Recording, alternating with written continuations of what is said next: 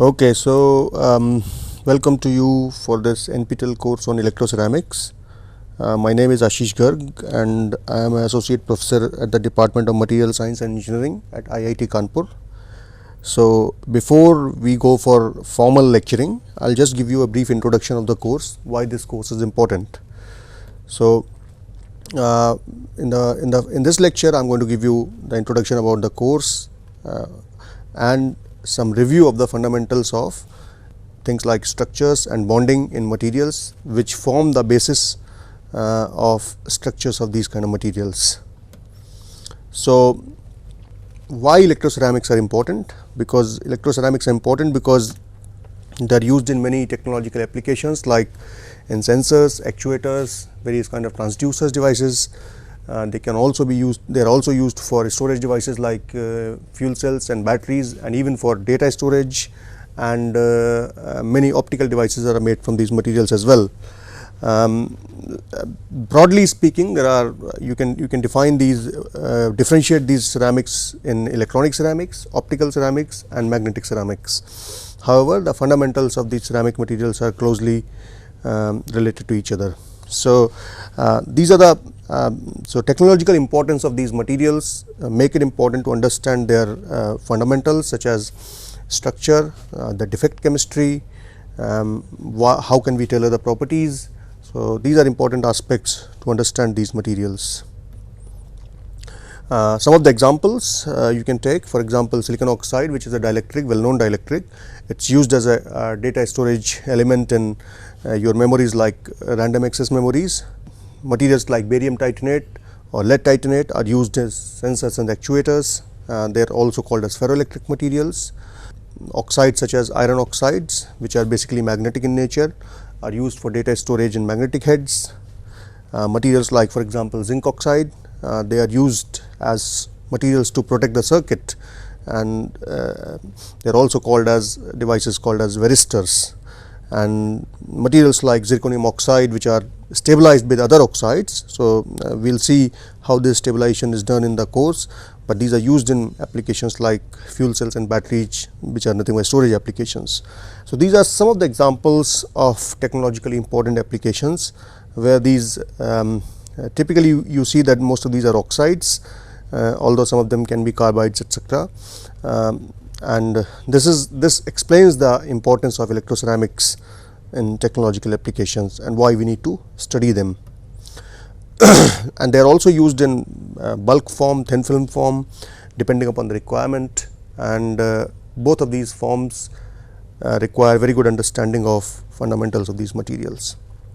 Now, in order to understand this course properly, you need to know basics of structure of materials, thermodynamics and solid state physics. I have recommended some books in the bibliography of this course, which I will show you in a couple of slides. But you need to know these topics, because I am not going to go through these topics in detail, and this course is very well suited for final year undergraduates of most discipline. Typically I would say it's really it would be quite easy for or quite well suited for undergraduates from material science, physics or chemistry. However, other disciplines can also do that, and also for fresh graduate students, those who have taken just admission into master's courses. List of topics that we will cover in this course are, we will first very briefly review the bonding and structures in materials.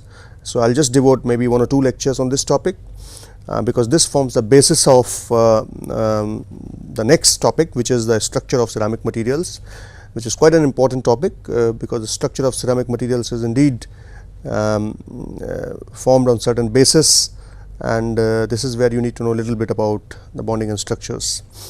And then we will move on to structure of ceramic materials, which are again different kind of structures depending upon what kind of elements they contain, and we look at basis first of all, how the structures are formed, and then we will look at the various different kind of structures. And the third topic would be defects chemistry and equilibrium. So we will look at how the defects are formed in various ceramic materials, and we will look at a bit of thermodynamics of them. And then we will move on to more applied topic, which is well, fundamental applied in some sense both. We look at how these defects which are formed in various materials diffuse and form the basis for conduction in ceramics, which is actually a quite an important topic. And then we will look at the properties of these some of these electroceramic materials. So, we will first look at linear and nonlinear dielectric ceramics, and then we will look at magnetic ceramic materials, and then couple of lectures on optical ceramics, and then some special electroceramics which are not included in previous categories such as multiferroics and superconductors. And then finally, we will look at very briefly on preparation methods for both bulk and thin films, because these oxides have to be formed in such manner so that they are useful in device forms, and that is where preparation is important. Total number of lectures that we will devote to this course is about between 42 and 45. That will depend how we go in the course. Bibliography, this is so the books which are on top in red, they are very important books for this course. So, the first one is Physical Ceramics by Chiang, Burney and Kingery, and the second one is Principles of Electronic Ceramics by Hench and West, and the third one is an Introduction to Ceramics. It's really a classic book by Kingery, Bowen and Ullman. And then you can also go through Electroceramics by Moulson and Herbert. This is a good book from the point of view of applications in processing, and while previous three talk mostly about the fundamentals and properties, and this bottom book is basically non-stoichiometry, diffusion and electrical conductivity in binary metal oxides. Although it talks about binary metal oxides, this is a good book from the point of view of understanding defect chemistry and equilibrium. Other books are supplementary books. Solid state physics, you can go through, for example, Kittel, Solid state physics, which is a very classic book on solid state physics, and then Electronic properties of materials by Soliman and Walsh, Solid state physics by Ashcroft and Mermin, Solid state physics by Decker. Any of these books is good enough to give you a good understanding of solid state physics. And then there are some other books, specialized books, for example, Transition Metal Oxides by Cox, and then C.N.R. Rao and Raviu have also written a book on transition metal oxides, emphasizing on the structure, properties and synthesis of these materials. And then some other books like Basic Solid State Chemistry, Non-Stoichiometric Oxides, Feynman Lectures on Physics. These are really good actually. I mean, for fundamentals of physics, they are really good books. And then for basic material science, you can refer to Material Science Engineering by Raghavan or Material Science Engineering by Callister. So, I guess the books in the blue, or as it looks black, are mostly supplementary books if you want to enhance your understanding of certain things which you don't know before, but the top 5 books are actually really directly useful from the point of view of this course. So, so this is about the introduction. Now, I will give you a brief overview of structure and bonding in these materials. So, first we will go through a review of structures. Now, in the structure we all often talk about lattice. Now, what is a lattice? Now, we do not start with atoms directly, we start with other points, distribution of points in space. So, points can be distributed in space in a haphazard manner as shown on the left, or in an ordered manner as shown on the right. Now, the ordered distribution of points in the space forms a lattice which is called as a point lattice, where you have a periodic distribution of points and each point has identical neighborhood. In contrast, if you look on the left, no two points have similar neighborhood.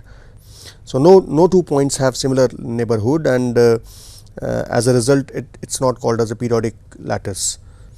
So, in summary, you can say a point lattice is basically you have a regular arrangement of points with identical neighborhood, periodic, and each point has a identical neighborhood, and if you do not have that, it is not a point lattice. So, for example, you can have now even if you have that definition, let us say this is a periodic pattern, right. It looks like a periodic pattern, where what I have done is I have put hexagons together with points denoted as circles at the corners of hexagons. Now, if you look at a cursory look tells you in most cases that it is a periodic structure. However, if you compare point A and point B, point A has 3 neighbors, point B also has 3 nearest neighbors, that is fine, but the arrangement of nearest neighbors around point A is not similar to that of point B. Point A has 2 neighbors on the right and 1 on the left, while B has 2 on the left and 1 on the right. As a result, this is not a point lattice. On the other hand, if I modify a little bit by putting another point in the center of each of the hexagon, then I see that both point A and point B have identical neighborhood, number of neighbors as well as the pattern of neighbors is similar. Hence, this is a point lattice. So, I hope you understand the concept of point lattice. Now, in the lattice, in the point lattice, the smallest repeatable unit is called as a unit cell. So, in this 2-dimensional picture, I can make a parallelogram by connecting these 4 points, and this would be called as a unit cell. Now, you can see the choice of unit cell is not unique. You can make a unit cell like this, you can also make a unit cell like this. So, choice of the unit cell is not unique, but all of these unit cells which contain only 4 points at their corners will have same area, and the dimensions of this unit cell, in this case you have A in this direction, B in this direction, and the angle between A and B is gamma, and these 3 parameters are called as unit cell parameters. In the 3 dimension, it would look something like this. This is a for example, a cube. It does not need to be a cube, it could be anything, it could be a cuboid, but the point is the translation from one point to another in x direction will be called as A, and in the y direction it would be B, and in the z direction it would be C, and the angles alpha, beta, gamma between AB, BC or CA would be all these 6 will make as lattice parameters. So, AB gamma would be lattice parameter for 2D structure, ABC and alpha, beta, gamma would be lattice parameters for a 3D structure. As I said, the choice of unit cell is not unique, you must remember that. So, the question now arises, how many choices are possible? Well, we can have many choices, but we can define some of these choices into certain systems which will form the later which will form basis of later what we will see as crystal systems. Now, so far we have been talking about the point lattice. Now, if you replace these points by certain objects in the lattice, what it makes is a crystal structure. So, combination of what is called as motif, which is let us say an atom or a group of atoms or a formula unit, and the point lattice makes a crystal structure. So, for instance, in this top left picture, you have these little blue atoms, which is a single atom. I have replaced each point with this blue atom, and then I can draw a unit cell. Now, do not worry about the shape, because shape could be anything. So, this is a unit cell. This is called as a crystal structure, a smallest unit of crystal structure consisting of 1 atom per unit cell in this picture on the right. Okay, so, this is basically your point lattice. So, in this point lattice I have replaced each point by, for example, this kind of motif, which is nothing but a black or gray circle. Now, when I do that, I get the same pattern as on the left, but with each point replaced by this sphere or circle, gray circle. So, this will be a crystal structure consisting of these gray atoms, and each unit cell will contain only 1 atom. Similarly, if instead of taking 1 gray atom, if I take a group of 2 atoms, I can put them in any way I want, but that would not make a periodic lattice necessarily. So, what I have to do is that I have to put this group of atoms in an identical fashion at each and every point. So, for instance, if you look, this group of atom is pointing upwards here, replacing, for example, this point. So, all other group of atoms are replacing all other points in the identical fashion, and this again makes a periodic lattice. So, I can connect, for instance, these corners,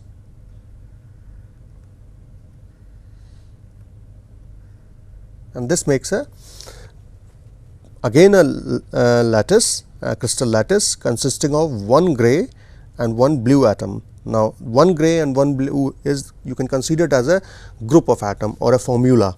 So, this would be more true about, for example, for a metal or single element material. This would be true for a multi element or a compound. Similarly, instead of 2 atoms, a compound can have 3 atoms, and again you replace each of these points by 3 of these atoms, making sure they are all oriented in one direction, and each unit cell consists of one formula unit. So, if I again connect these, this will contain one formula unit. So, one red, one blue and one gray atom. So, motif, you can define it as a unit or pattern, and if you combine this with point lattice, it will make a crystal structure. Now, the unit cell, the lattice can be your primitive lattice or a non-primitive lattice. So far we have seen only primitive lattices, where each of these squares, as you see in the red here on the left. So, the first one, the most basic is this, where you connect the corner of each of these atoms. So, if you look at this, no matter where you put this red square, it will always contain only one unit.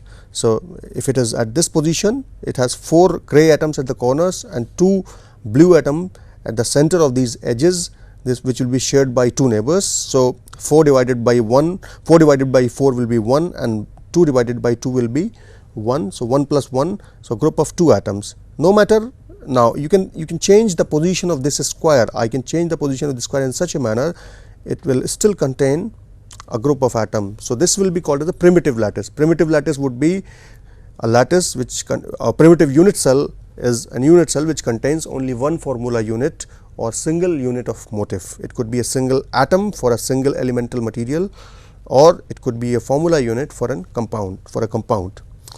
Now, if you look at this green box, this green box is slightly bigger, and if you now count, it contains 2 gray atoms and 2 blue atoms. It contains 2 formula units.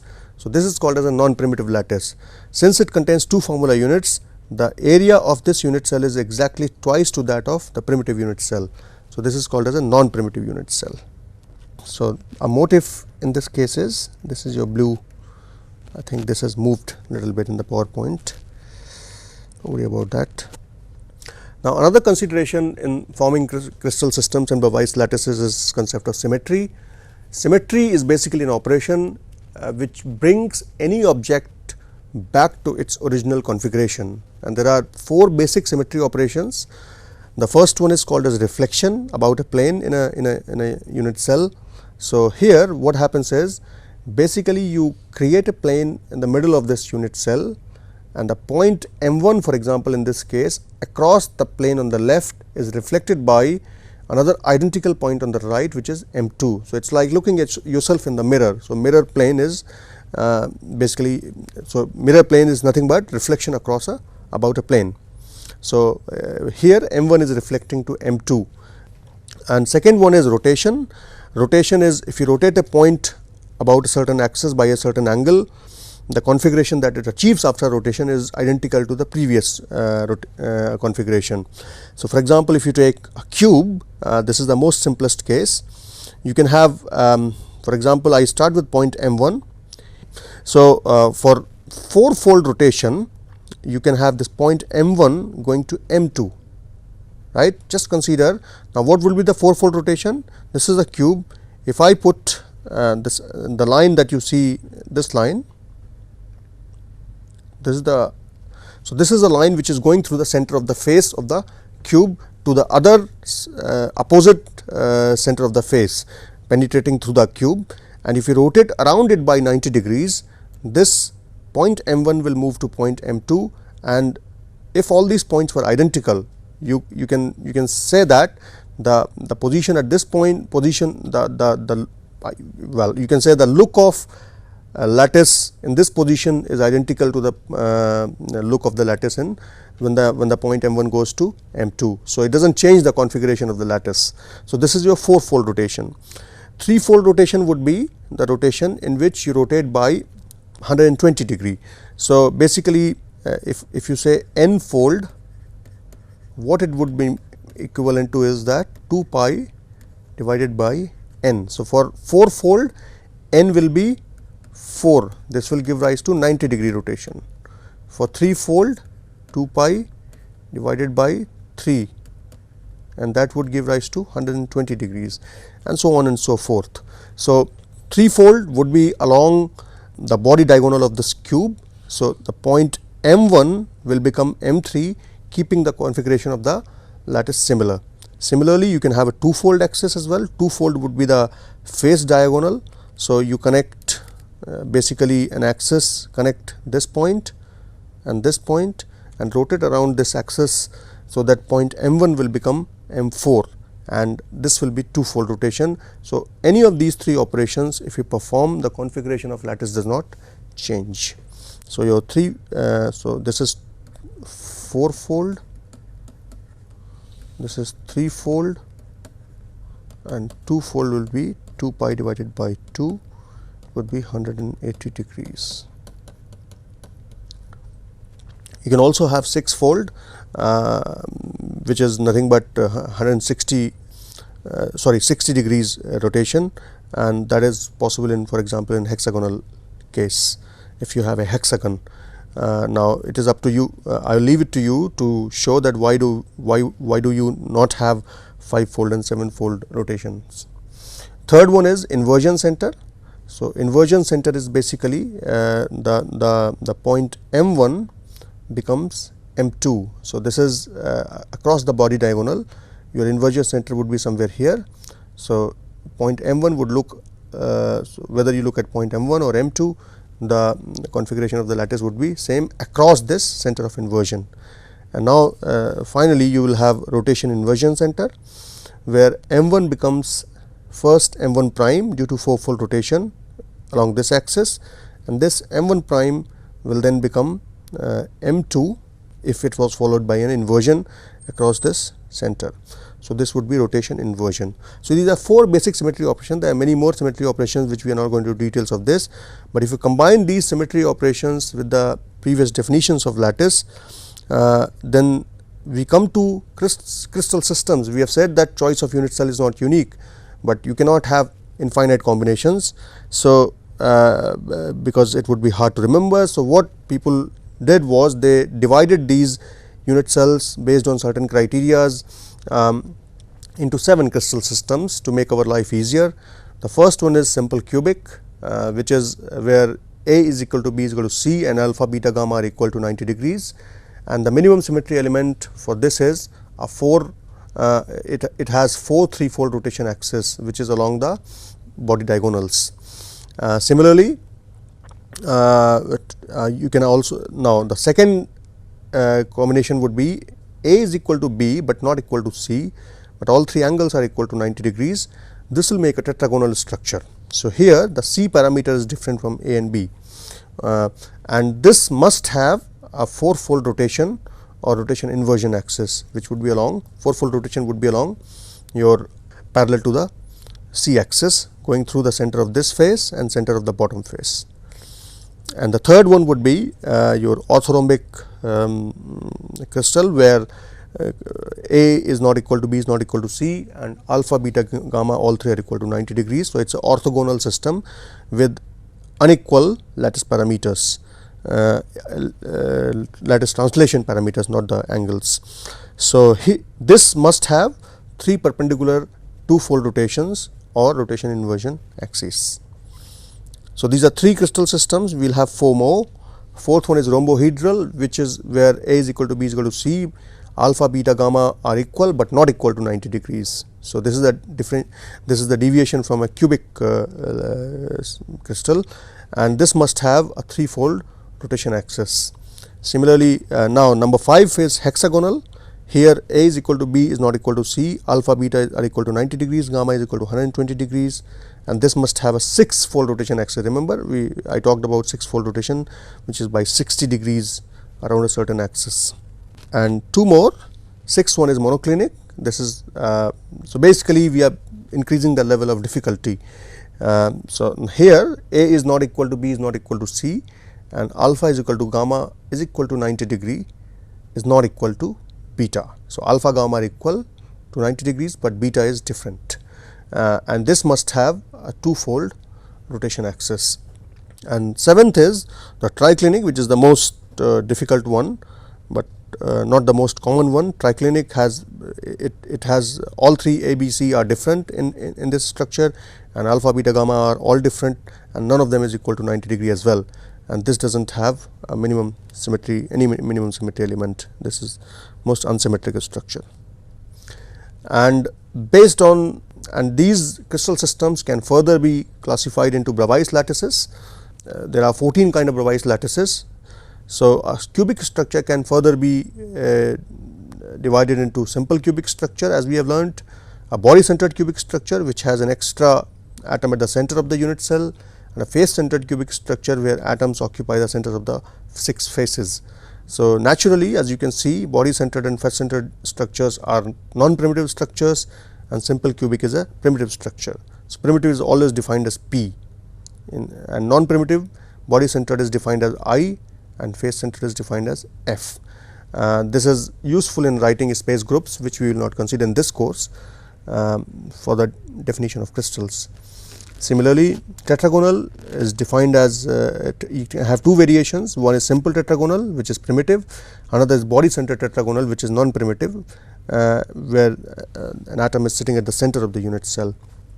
Now, you can ask questions: why don't you have other variations of face centered cubic, face centered why don't you have other variations of tetragonal lattice?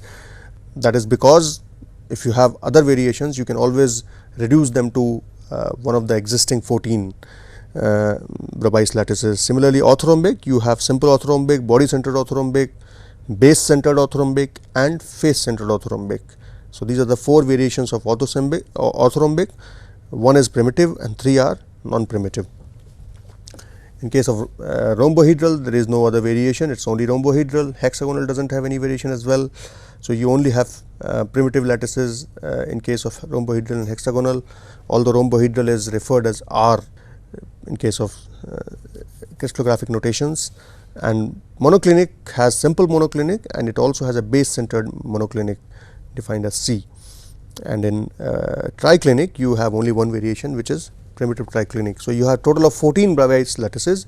If you want to learn the details about how these Bravais lattices are formed and what is the basis, you need to learn a bit more about crystallography, and you can read any crystallography book, or you can go to the NPTEL course on the structure of materials.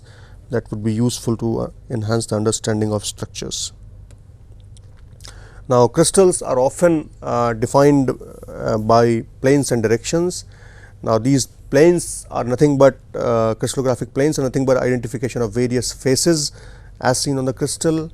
They are defined by indices such as HKL, either in the round brackets or in curled brackets.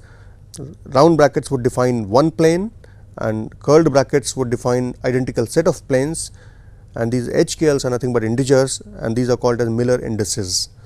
And crystallographically, you can define a plane in a crystal by this equation, where H by A x plus K by B, sorry, it should be y, and L by C z is equal to 1, where H by A plus and K by B and C by L are the intercepts on of the plane on whatever the plane is on x, y and z axis.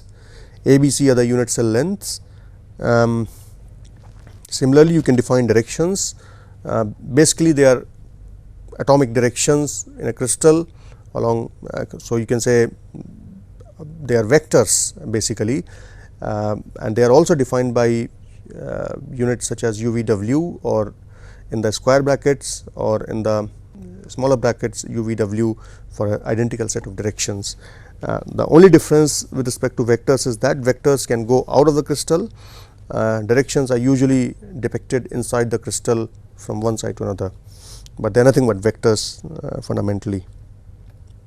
So, for example, a plane in a crystal would be 110, this would be 110 plane. So, 110, what you have here is the intercept on x axis is 1. So, this would be 1 by 1, intercept on y is 1, again 1 by 1, and there is no intercept along 0 along the z axis. So, intercept along the z would be 1 divided by, so you can say it is infinity, intercept is infinity, and then you take reciprocal of these to get the plane digit. Similarly, if you want to draw 111, 111 would be intercept 1 on x, 1 on z, 1 on y, and if you connect all these 3 points together, you will make 111. And similarly, you can make anything like 200. 200 would be intercept on x would be 1 by 2, intercept on y would be 1 by 0, intercept on x z would be 1 by 0.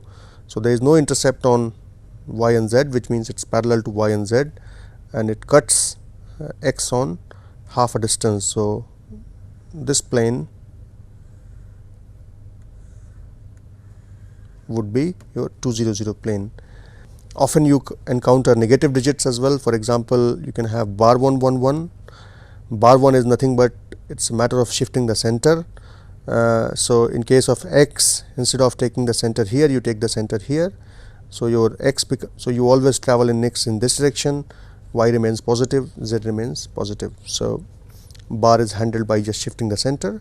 Similarly, directions, 111 direction is nothing but you travel from this point, one in x direction, one in y direction, and one in z direction, and combine these 2 points, this will make a 111 direction. If you want to draw 100 direction, 100 would be this direction. Similarly, if you want to draw 1 bar 20, for bar 20 you need to again change the axis. So, bar 2 is along the y direction. So, instead of choosing the point center here origin, I can shift the origin here. So, what I do is that basically I go half along x, minus 1 along y, and 0 along z. So, half along x, minus 1 along y, and I connect these 2 points. So, if I connect these 2 points, this would be 1 bar 2 0 direction. I have you can use 1 bar 2 0 as well, but you need to go out of the crystal. So, that is why I took a fraction. So, basically the largest digit is converted into 1 and all other digits become fractions to depict the direction in a unit cell. So, now we move on to bonding. Basically materials have two kinds of bondings, one is primary and one is secondary. There are 3 primary bonding mechanisms: metallic bonding, covalent bonding, and ionic bonding. And secondary bonding is often referred as van der Waals bonding, and there are other kind of secondary bonds as well, which we will not go into much details, but it is just that for the review purposes. So, metallic bonding, basically you have these atoms around which you have this gas of or sea of electrons which are free to roam around, and this is why metals are very malleable and conducting. And metals like nickel, iron, copper, gold, silver, etc., they show this kind of covalent bonding. It's typically due to sharing of electrons. For instance, in methane, you can have one carbon atom surrounded by 4 hydrogen atoms, and so one electron. So, each electron of carbon is shared by each of these hydrogen atom. In case of diamond, you can have 4 electrons of each carbon atom is shared by 4 electron of another carbon atom to make it to fulfill the sharing requirements, or to satisfy their periodic, to satisfy the electronic arrangement to fill the orbitals.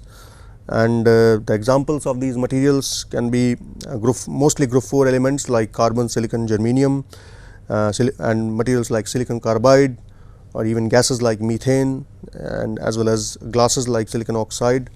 They have predominantly covalent bonding character. And then ionic bonding. Ionic bonding is basically due to large differences in the electronegativities of 2 ions. So, for example, you can have materials like sodium chloride or magnesium oxide. Cation has, for example, in this case +1 charge, and anion has -1 charge. So, each of these, both of them are either ready to give or accept the electron. So, they have very strong affinity towards each other. So, sodium and chlorine, for example, in this case sodium gives 1 electron to chlorine, which readily accepts it, and so this is basically a very strong bond which is formed between 2 ions, 2 differently charged ions. And This kind of bonding typically have very high bond energy. I am not going to fundamentals of bond energy. If you want to go through that, you need to go to any basic book, for example, Kittel or Raghavan or Callister. So, bond energy is basically a parameter which decides how strong the bond is. Typically, high bond energy will imply high bond strength, which typically implies high modulus, brittle nature of materials, and in general low thermal and electrical conductivity, which makes these materials very good insulators. And most of the electroceramics have very large proportion of them are ionically bonded compounds. So, this is what is going to govern the formation of structures in many of these compounds. And finally, you have secondary bonding. Secondary bonding can be due to asymmetric electron clouds. So, as a result, you have fluctuating dipoles, and these fluctuating dipoles lead to attraction of the ends of these entities, and which leads to kind of attraction between them. So, this is secondary bond. You can also have a permanent dipole moment in the molecules, which also gives rise to kind of attraction between two oppositely charged ends. So, these are two kinds of secondary bonding which happens in most materials. Secondary bonding is very prevalent in materials like polymers. So, polymers have a chain which is covalently bonded. So, in the chain they have along. So, here you have covalent bonding along the chain. So, for example, it could be a chain of ethylene in this, but between the chain. So, between the chain you have secondary bonding, which is the van der Waals bonding. So, as a result, polymers are strong along the chain, but they are flexible because of secondary bonding between the chains. So, chains can they can entangle with each other and give rise to low modulus and high flexibility in polymers typically. So, this is a basic review of structure and bonding in these materials. Now, we will look at how the atoms in various structures pack against each other. So, the next topic in this lecture would be to see if you have atoms, then what are the possible fashions in which, if you put these atoms in a space, in which they can pack together. What is and then we will concentrate on what sort of voids are there in between these atoms, which can be then filled by various other kind of atoms which are crucial in forming the ceramic structures. So, earlier we saw that how the structure of what the fundamentals of structures, the concept of lattice, crystal systems, etc., and then we looked at the kind of different bondings. Just to emphasize, most of these ceramic materials are bonded by covalent or ionic bonding, typically ionic with some covalent character, and due to differences in the bond energies, the covalent ionically bonded materials tend to be more stronger. They have high modulus, typically low electrical and thermal conductivity, and are brittle in nature. On the other hand, covalent bonding tends to be again reasonably stronger, sometimes not as strong as ionically bond, but it tends to be very directional in nature. So, for instance, the hybridization of orbitals requires this bonding, the bonding to be directional. As a result, the bonds are stronger than metallically bonded material, and metallically bonded materials typically are malleable, conducting, and very easy to deform either at room temperature or high temperatures. And then secondary bonding is typically a weaker kind of bonding, such as van der Waals bonding. Now, we will see how the atoms, if you consider atom as a hard sphere, how these atoms pack themselves in the space. So, there are three ways in which they can do. There are many there are various ways in which atoms can pack themselves in the structure. The first, so we can say packing of atoms. Now, the first simple way of packing these atoms is in the way like this. So, you have an atom like this, you have an atom like this. So, this is the first layer of atoms. Okay. And what I do is that if I put another layer of atom, I can put another layer of atom right on top of it. So, the second layer will have same configuration as this and it goes right on top of it. So, in the 3D what you make is something called as a cube, if all of these atoms were of same size and same type. So, what they make is a cube, and corner of these cubes are occupied by each atom. This is called as a simple cubic structure with all atoms at 0, 0 and 0. Second way of packing these atoms could be, you again take a layer. This is the first layer configuration. Second layer is shifted by, if you look at in this direction, in this picture, second layer first atom is like this, and then second atom would be, so if the atom center of first atom is here, the second atom center would be here and third atom center would be here. So, this is little bit shifted, right. So, since you have this kind of configuration, so the first layer is this one, this is the second layer, and the third layer goes right on top of first layer. So, this would be 1 and 3. So, when you make a 3D structure like this, so what you have is the body centered cubic structure, where corners are occupied by these spheres. All the spheres are identical, mind you, and so these are, so this is, so first and third layer make the simple cube, and the second layer goes inside this. I have put a dash just to differentiate, otherwise these two are same. So, this will make a body centered cubic structure, and atomic position would be 0, 0, 0 and half, half, half. You can calculate the packing factor. Packing factor is nothing but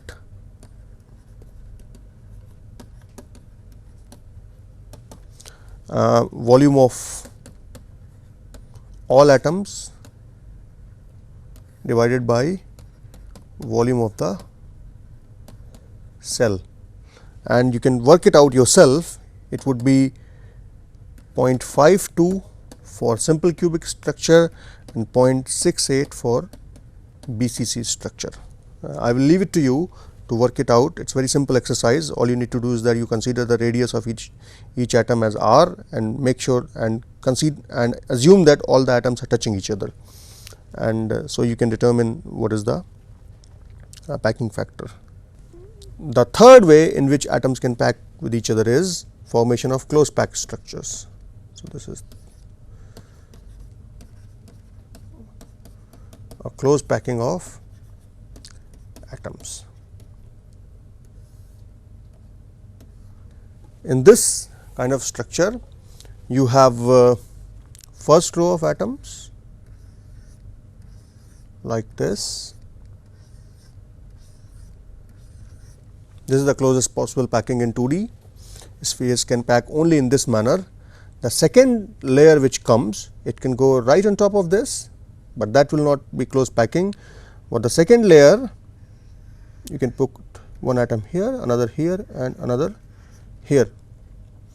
Now, so these are all empty sites. So, it can do like this, or it could have gone here, it does not matter, all are identical. So, if I just change the color, so you have these sites and you have these sites.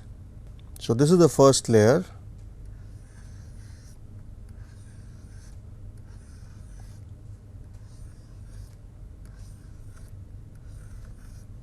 Okay. The second layer can go either on top of these or on top of these. All of them cannot be filled simultaneously because size of the atoms would not allow that. Now, the second layer would be, let us say I choose to fill this one, second layer would be like this.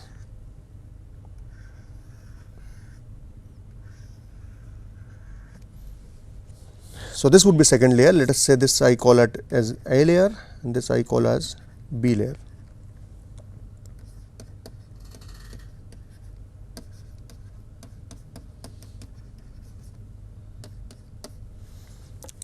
Now, the next, and this can continue. So, all the red type empty sites will be covered by the second layer. Now, the third layer which can come, it can come either right on top of A layer, which means if I put the third layer, it can go in this fashion. So, this would be my third layer going on right on top of the first layer, or the third layer can go in different fashion. Third layer can cover the sides which were not filled previously. So, the third layer can go now on top of these.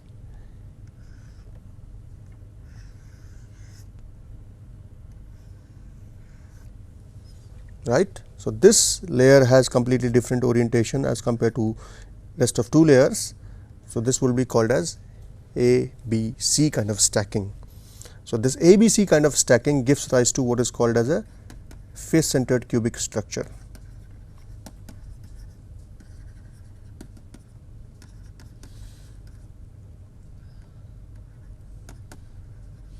Or FCC, or often called as cubic closed,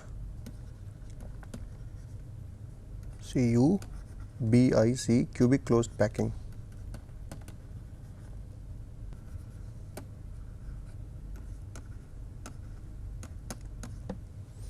Or CCP. So, what it looks like in a cubic form is like this. You have a cube,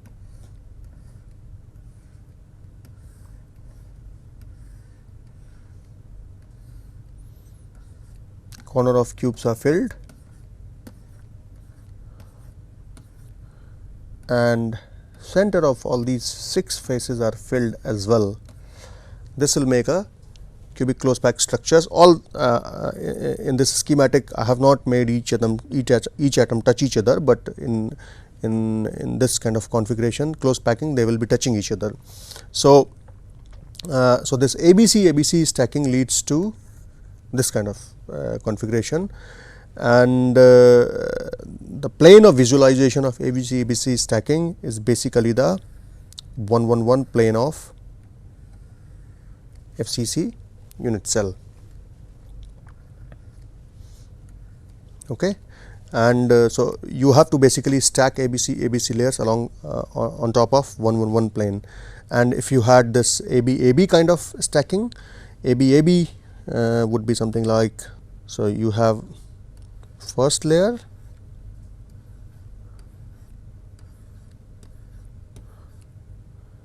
second layer would be this layer, and the third layer would again be the same as first layer. So, this would be A, this would be B. So, this is ABC, and if you have AB, this would lead to something called as hexagonal structure or hexagonal closed packed.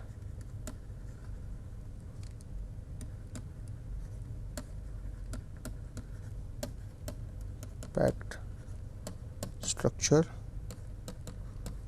called as HCP packing.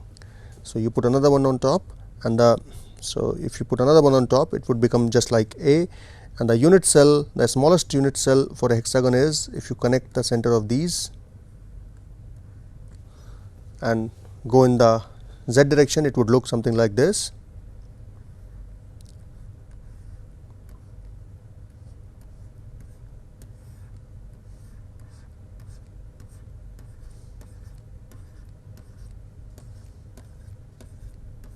And one atom will be at the center. So, this would be A layer, this would be B layer, this would be again A layer. So, these all will be at 0 0 0, and this would be at 1 by 3, 2 by 3, half, or 2 by 3, 1 by 3 half, depending upon the way you look at it. So, this would be your hexagonal close packed structure. You can also calculate the packing factor. Packing factor for these, since these are the most close packed structures, these have a packing factor of about, packing factor would be 0.74. Since only the stacking sequence is difference, there is no other difference in terms of filling the voids or putting atoms on top of each other, because the number of nearest neighbors either in this structure or that structure both is 12, packing factor remains same. So, only the sequence changes, but not the packing factor. So, this is the closest possible packing possible from only one type of spherical atoms. Now, once you have seen these various kind of atoms or packing possible, the next thing is you still see some voids inside these structures, right. So, no matter how closely you pack, you can only pack 74% of the space, 26% of the space is still empty, and these spaces are often called as voids or interstices. Some of these voids can be filled by the foreign atoms, and that is why they are called as interstices. These are called as interstices, and the atoms which fill these voids are called as interstitial atoms, and it is a very common phenomenon in most of the materials. For example, steel. In steel, iron makes the BCC lattice and carbon goes to the interstitial sites. There are typically two kind of interstitial sites. One is tetrahedral interstitial site, second is octahedral interstitial site. Tetrahedral interstitial site is the site which contains 4 nearest neighbors around the interstitial atom, whereas octahedral interstitial site is the body looks like a octahedra, and the interstitial hole has 6 nearest neighbor around it. So, we will look at the interstitial sites in the next class, and then we will move on to the materials which ceramic materials which are which can be formed by various kind of bonding such as ionically or covalently bonded materials. Thank you.